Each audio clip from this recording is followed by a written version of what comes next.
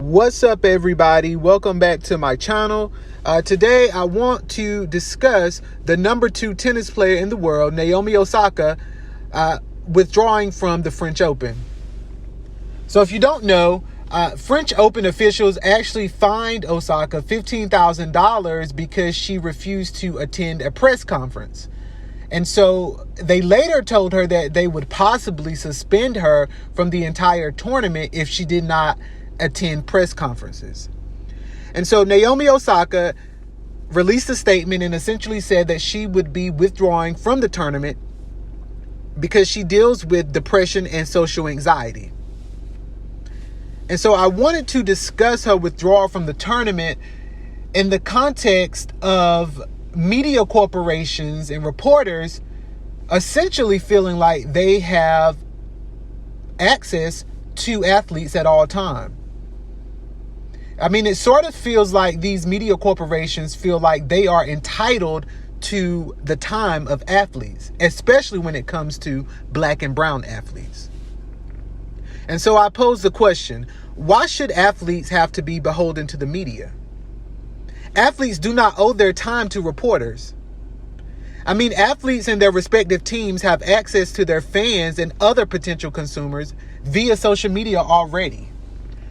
I mean, LeBron James has millions of followers, whether it be on Instagram, Twitter, TikTok, or other social media platforms. He actually has his own show. So why would he subject himself to reporters and media corporations who may have ulterior motives in order to make them money? For example, Naomi Osaka last year made somewhere between $50 to $55 million. The majority of that money was not made from her playing tennis and having to speak to reporters after games. I think around $5 million of that money was made from tennis, and the other money came from her doing advertising deals.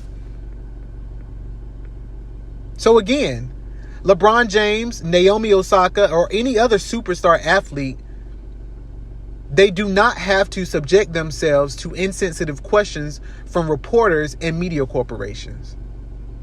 I mean, reporters work for media outlets, often large, wealthy corporations who actually need the athletes more than the athletes need them.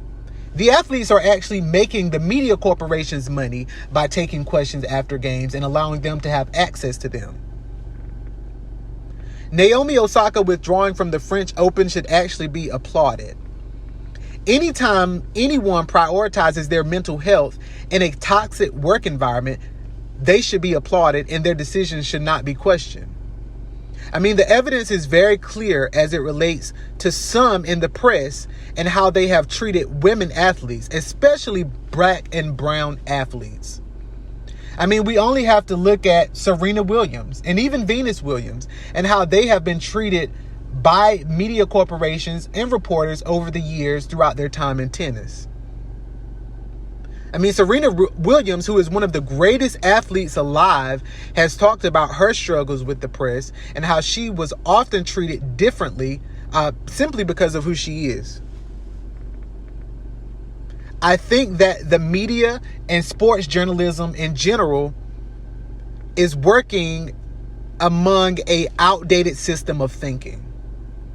Quite frankly, it's all about capitalism. Capitalism is at play as always.